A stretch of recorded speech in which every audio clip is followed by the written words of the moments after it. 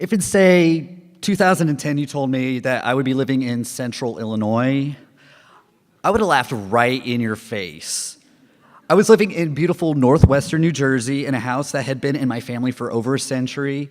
I loved it there, and I was going to live there forever.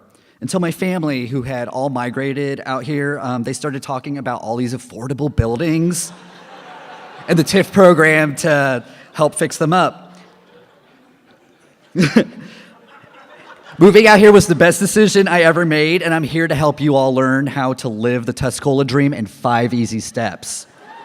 Step 1, you have to be creative and a little crazy, but most of all, you have to be smart and you have to work with the city. Famous tattooer Guy Aitchison was in Chicago, and he was super successful, but he decided to peace out and move downstate to a farm near Marion, Illinois, and open a super private studio. When asked why he would do a thing like that, he said it didn't matter where you lived as long as you were really good at what you did and you were good at getting the word out about it. If you had something that people wanted, they would travel to get it.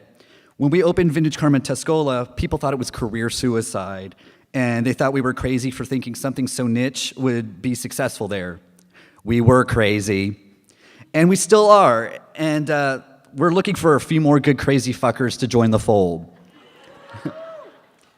We're trying to brand downtown Tuscola as a place for artistic entrepreneurs looking to carve out their own little piece of the pie, but also to be part of a larger downtown business collective. It doesn't sound so crazy, however, when you have the full support of the local city behind you. The city of Tuscola has a strong economic development program that actively works to help attract new businesses and retain the existing ones. They envision for the downtown to be a destination to bring more tourism and hence more tax revenue to the area. They help business owners financially with a loan and grant program called TIF, and that provides the means for many of the downtown buildings to get the necessary upgrades and renovations they need to be functional again. The city has also invested heavily in the local infrastructure to kind of give it a nicer curb appeal. So the sidewalks, they put all brick and got some cool old-fashioned looking street lamps. And this is like a little gazebo right in the corner. So when you hit the downtown, it's like right at the little heart of it.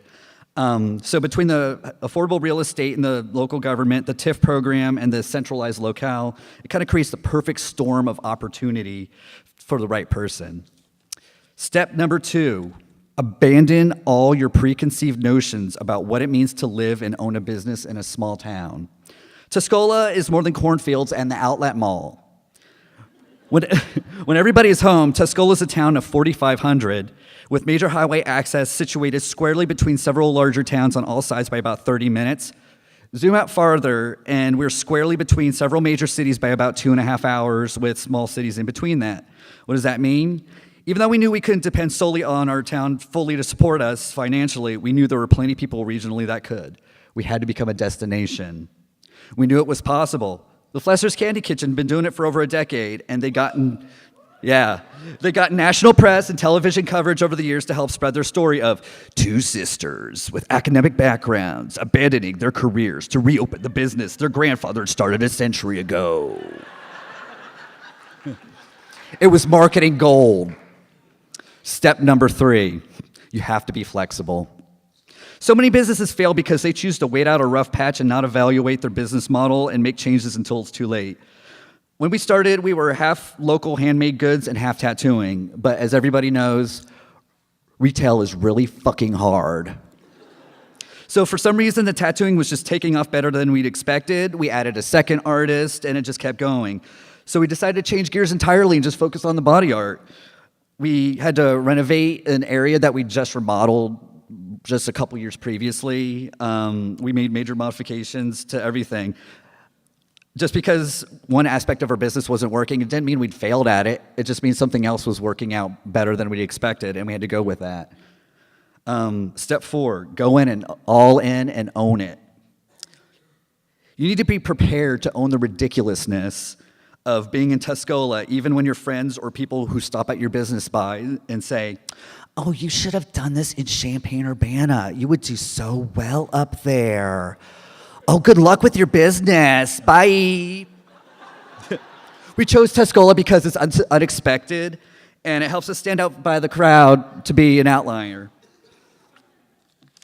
I could be a rock star and say that it's all because I'm the best tattooer and everyone else just sucks, but that wouldn't be true. Sure, our business model is a large factor, but it wouldn't have been possible if we hadn't seized the opportunity to relocate to a region with a significantly lower real estate prices and higher levels of expendable income in a comparison to the East Coast. But I also really think that there's something special about visiting a small downtown that looks like something out of an old postcard. It's an unexpected find in this day and age when most small towns are vacant and deteriorating. Step number 5. Recruit more crazy fuckers like you. A single business can't exist in a vacuum. The tired slogan, "It takes a village." It's true in this case.